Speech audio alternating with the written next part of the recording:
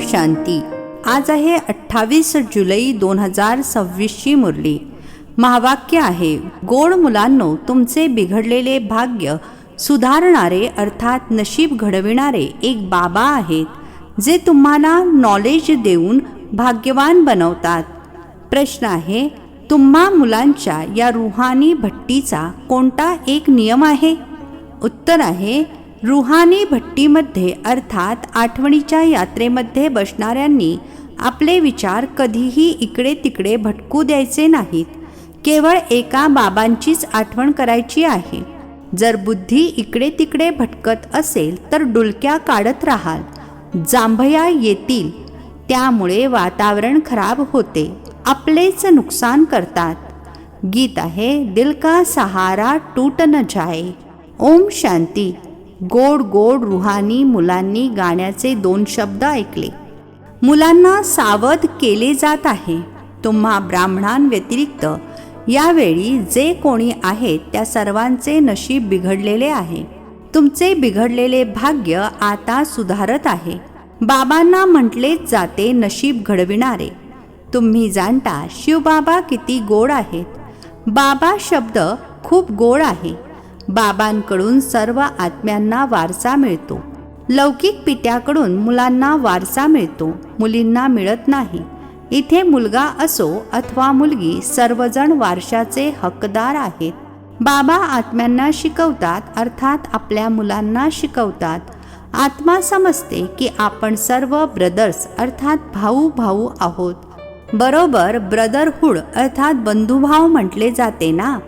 एका भगवंताची मुले आहेत, मग इतके भांडण तंटे का करतात? सर्वजण आपसामध्ये भांडतच राहतात. अनेक धर्म, अनेक मते आहेत आणि मुख्य गोष्ट तर रावण राज्यामध्ये भांडणेच चालू असतात. कारण विकारांची प्रविष्टा आहे. काम विकारावरून देखील किती भांडण तंटे होतात. अनेक राजांनी यासाठी युद्धे सुद्धा केली आहेत.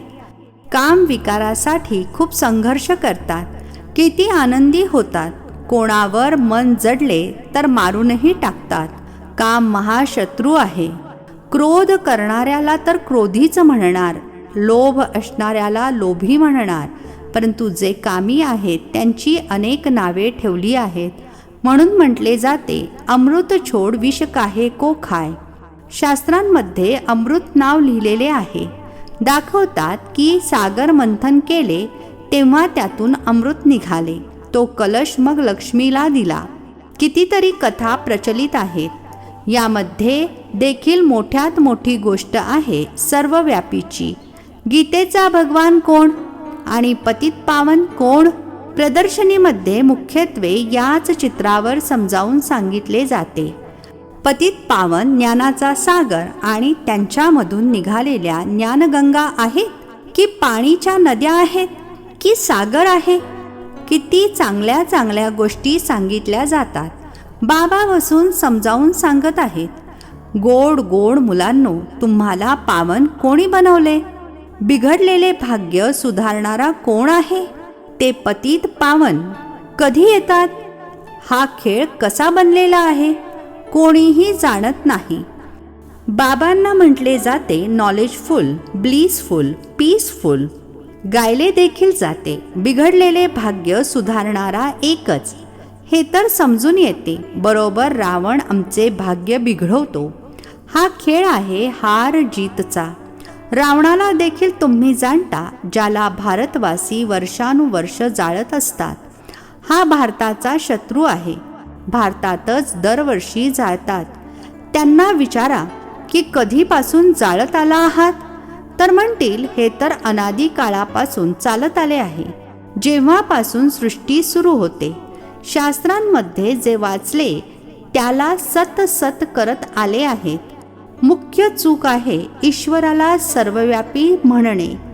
बाबा असे म्हणत नाही की ही कोणाची चूक आहे. हे ड्रामामध्ये नोंदलेले आहे. हार जीतचा खेळ आहे. माया से हारे हार, माया से जीते जीत. अर्थात मायेकडून जे पराभूत होतात ते सर्व काही हरतात आणि जे मायेवर विजय मिळवतात ते सर्व काही जिंकतात. मायेकडून कसे पराभूत होतात ते देखील समजावून सांगितले जाते.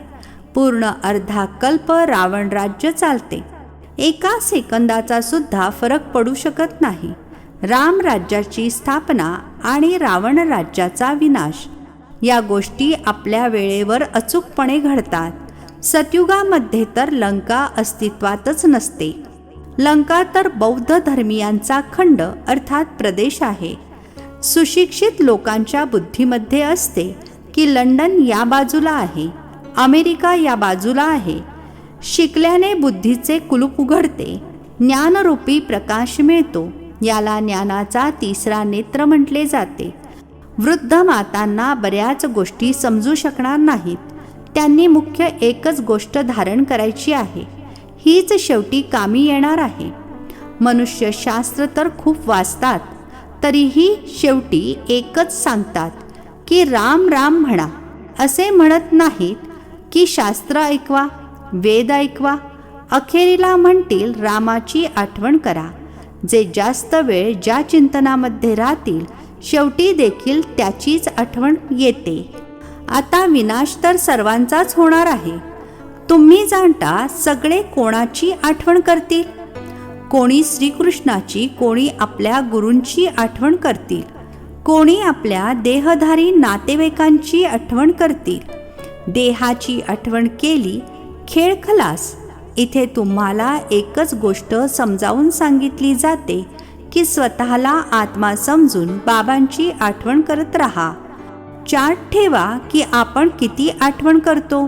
जेवढी आठवण कराल तितके पावन होत जाल. असे नाही की गंगेत स्नान केल्याने पावन बनाल. आत्म्याची गोष्ट आहे ना. आत्माच पतित, आत्माच पावन बनते ना. बाबांनी समजावून सांगितले आहे. आत्मा एक तारा बिंदू आहे, भ्रुकुटीच्या मध्यभागी राहते. म्हणतात आत्मा स्टार अतिशय सूक्ष्म आहे.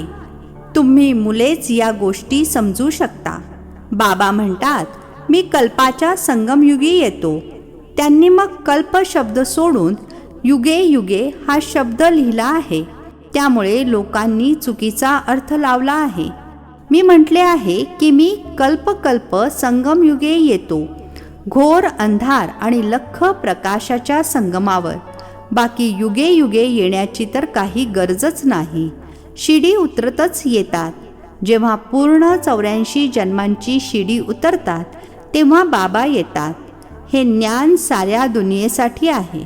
संन्यासी लोक तर म्हणतात यांची ही सर्व चित्रे एक कल्पना आहे, परंतु यामध्ये कल्पनेची तर काही गोष्टच नाही. हे सर्वांना समजावून सांगितले जाते, नाहीतर लोकांना समजणार कसे? म्हणून ही चित्रे बनवली गेली आहेत. या प्रदर्शनी देश विदेशामध्ये पुष्कळ होत राहतील. बाबा म्हणतात भारतवासी मुले असंख्य आहेत. आहेत तर सर्व मुलेच ना. अनेक धर्मांचे हे झाड आहे. बाबा बसून समजावून सांगत आहेत. हे सर्व काम चितेवर बसून जळून मेले आहेत. सतयुगामध्ये जे सर्वात आधी येतात तेच मग सर्वात आधी द्वापारपासून काम अग्नीमध्ये जळतात, म्हणून काळे झाले आहेत. आता सर्वांची सद्गती होणार आहे.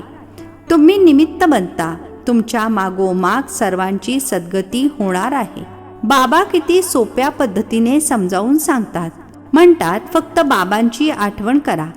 आत्म्यानेच दुर्गतीला प्राप्त केले आहे. आत्मा पतित बनल्यामुळे शरीर देखील तसेच मिळते. आत्म्याला पावन बनविण्याची अगदी सोपी युक्ती बाबा सांगतात. त्रिमूर्तीच्या चित्रामध्ये ब्रह्माचे चित्र पाहून मनुष्य खूप गोंधळ माजवतात. म्हणतात यांना ब्रह्मा का म्हणता? ब्रह्मा तर सूक्ष्मवतनवासी देवता आहे. इथे कुठून आला? हे दादा तर प्रसिद्ध होते. वर्तमानपत्रांमध्ये सर्व ठिकाणी आले होते की एक हिऱ्यांचा व्यापारी म्हणत आहे की मी श्रीकृष्ण आहे. मला 16,108 राण्या हव्या आहेत. मोठा गदारोळ माजला होता पळवून नेण्याचा. आता एका एकाशी कोण डोके फोडत बसणार? इतके खंडीभर मनुष्य आहेत. आबूमध्ये देखील कोणी आले तर त्यांना लगेच म्हणतात अरे ब्रह्मा कुमारींकडे जाता, त्या तर जादू करतात. पती पत्नीला भाऊ बहीण बनवतात. मोठ्या मोठ्या गोष्टी सांगून डोके खराब करून टाकतात. बाबा म्हणतात, तुम्ही मला ज्ञानसागर वर्ल्ड ऑलमायटी ऑथॉरिटी म्हणता. वर्ल्ड ऑलमायटी अर्थात सर्वशक्तिमान, सर्व वेद शास्त्रे इत्यादींना जाणणारे. मोठ्या विद्वानाला देखील ऑथॉरिटी म्हणतात, कारण ते सर्व वेद शास्त्रे इत्यादींचा गाढा अभ्यास करतात आणि मग बनारसला जाऊन टायटल अर्थात उपाधी घेऊन येतात. महामहोपाध्याय, श्री श्री 108 सरस्वती या सर्व उपाध्याय तिथेच मिळतात. जे खूप हुशार असतात त्यांना मोठी उपाधी मिळते. शास्त्रांमध्ये जनक राजाविषयी लिहिले आहे. त्याने म्हटले की मला कोणीतरी खरे ब्रह्मज्ञान ऐकवा. आता ब्रह्मज्ञान काही नाही आहे, सर्व गोष्टी इथल्याच आहेत. कथा मोठी बनवली आहे. शंकर पार्वतीची देखील कथा लिहिलेली आहे. किती कथा बसून बनवल्या आहेत. शंकराने पार्वतीला कथा ऐकवली. वास्तविक होते शिव, तर त्यांनी मग शंकर पार्वतीचे नाव दिले आहे. भागवत इत्यादी या सर्व यावेळच्या गोष्टी आहेत. मग कथेमध्ये सांगतात, त्यांना विचार आला, राजाला जाऊन हे ज्ञान द्यावे. बाबा देखील समजावून सांगतात, तुम्ही राजांना जाऊन हे ज्ञान द्या. तुम्ही सूर्यवंशी होता, मग चंद्रवंशी, वैश्यवंशी, शूद्रवंशी बनला आहात. तुमची राजधानीच नष्ट झाली आहे. आता पुन्हा सूर्यवंशी राजधानी मिळवायची असेल तर पुरुषार्थ करा. राजयोग शिकविणारे बाबा आलेले आहेत. पुन्हा येऊन बेहदचे स्वराज्य घ्या. राजांकडे देखील खूप पत्रे जातात, परंतु ती त्यांना मिळतात थोडीच. त्यांचे प्रायव्हेट सेक्रेटरी पत्रे पाहतात, कितीतरी पत्रे फेकून देतात. एखाद्या पत्रामध्ये अशी काही महत्त्वाची गोष्ट असेल तर त्यांना दाखवतात. म्हणतात, अष्टावक्राने जनकाला सेकंदामध्ये जीवनमुक्तीचा साक्षात्कार घडवला. ही देखील आताचीच गोष्ट आहे. आता बाबा किती चांगल्या प्रकारे बसून तुम्हाला समजावून सांगतात. ज्यांना समजू शकत नाही ते इकडे तिकडे बघत राहतील. बाबा लगेच समजून जातात. यांच्या बुद्धीमध्ये काहीच जात नाहीये. बाबा चोहो बाजूंना पाहतात देखील. सर्वजण चांगल्या प्रकारे ऐकत आहेत. यांची बुद्धी कुठे भटकत राहते, जांभया देत राहतात. ज्ञान बुद्धीमध्ये बसत नसेल, अर्थात सांगितलेले लक्षात येत नसेल, तर डुलक्या काढत राहतील. यात नुकसान होते. कराचीमध्ये या मुलांची भट्टी होती. कोणाला डुलकी आली की त्याला लगेच बाहेर काढले जात असे. आपलेच सर्व बसायचे, बाहेरचे कोणीच येत नव्हते. सुरुवातीला यांचा खूप मोठा पाठ चालला आहे. मोठी हिस्ट्री आहे. सुरुवातीला तर मुली खूप ध्यानामध्ये जायच्या. अजूनही लोक म्हणतात की जादू आहे. परमपिता परमात्म्याला जादूगार म्हणतात ना. शिवबाबा पाहतात यांचे खूप प्रेम आहे, तर पाहताच क्षणी लगेच ध्यानामध्ये जातात. वैकुंठ तर भारतवासियांना खूप प्रिय आहे. कोणाचा मृत्यू झाला तरी देखील म्हणतात, वैकुंठवासी झाला, स्वर्गवासी झाला. आता हा तर आहेच नरक. सर्व नरकवासी आहेत. म्हणूनच तर म्हणतात की अमका स्वर्गवासी झाला, परंतु स्वर्गामध्ये तर कोणी जाऊच शकत नाही. आता फक्त हे तुम्हीच जाणता की आपण स्वर्गवासी होतो आणि मग 84 जन्म घेऊन नरकवासी बनलो आहोत. आता पुन्हा बाबा स्वर्गवासी बनवत आहेत. स्वर्गामध्ये आहे राजधानी. राजधानीमध्ये अनेक पदे आहेत. पुरुषार्थ करून नरापासून नारायण बनायचे आहे. तुम्ही जाणता हे मम्मा बाबा भविष्यामध्ये लक्ष्मीनारायण बनतात. आता पुरुषार्थ करत आहेत. म्हणून म्हटले जाते, फॉलो मदर फादर. जसा हे पुरुषार्थ करतात तसा तुम्ही देखील करा. हे देखील आठवणीमध्ये राहतात. स्वदर्शन चक्रधारी बनतात. तुम्ही बाबांची आठवण करा आणि वारशाची आठवण करा. त्रिकालदर्शी बना. तुम्हाला या संपूर्ण चक्राचे ज्ञान आहे. यामध्ये तत्पर राहा. इतरांना समजावून सांगत राहा. याच सेवेमध्ये व्यस्त राहाल तर दुसरा कोणताही धंदा इत्यादी आठवणार सुद्धा नाही. अच्छा, गोड गोड खूप खूप वर्षांनंतर भेटलेल्या मुलांप्रती मातपिता बापदादांची प्रेमपूर्वक आठवण आणि सुप्रभात. आत्मिक पित्याचा आत्मिक मुलांना नमस्ते. आम्हा आत्मिक मुलांचा आत्मिक पित्याला नमस्ते. धारणेसाठी मुख्य सारांश आहे. पहिला पॉइंट आहे, सतयुगामध्ये उच्च पद प्राप्त करण्यासाठी मातपित्याला पूर्णपणे फॉलो करायचे आहे. त्यांच्यासारखा पुरुषार्थ करायचा आहे. सेवेमध्ये व्यस्त राहायचे आहे. एकाग्रतेने अभ्यास करायचा आहे. दुसरा पॉइंट आहे, आठवणीचा खरा चार्ट ठेवायचा आहे. स्वतःला आत्मा समजून बाबांची आठवण करायची आहे. देह किंवा देहधाऱ्याची आठवण करायची नाही. आजचे वरदान आहे, आपल्या हायेस्ट पोझिशनमध्ये स्थित राहून प्रत्येक संकल्प, बोल आणि कर्म करणारे संपूर्ण निर्विकारी भव. आपल्या हायेस्ट पोझिशनमध्ये स्थित राहून प्रत्येक संकल्प, बोल आणि कर्म करणारे संपूर्ण निर्विकारी भव. स्पष्टीकरण आहे, संपूर्ण निर्विकारी अर्थात कोणत्याही विकाराकडे रेंचक मात्रसुद्धा आकर्षण न होणे, कधीही त्यांच्या वशीभूत न होणे. हायेस्ट पोझिशन असलेले आत्मे कोणताही साधारण संकल्पसुद्धा करू शकत नाहीत. तर जेव्हा कोणताही संकल्प अथवा कर्म करता तेव्हा चेक करा की जसे श्रेष्ठ नाव आहे तसे श्रेष्ठ काम आहे. जर नाव श्रेष्ठ आहे आणि काम कनिष्ठ असेल तर नाव बदनाम करता. त्यामुळे ध्येयानुसार लक्षण धारण करा. तेव्हाच म्हटले जाईल संपूर्ण निर्विकारी अर्थात होलिएस्ट आत्मा.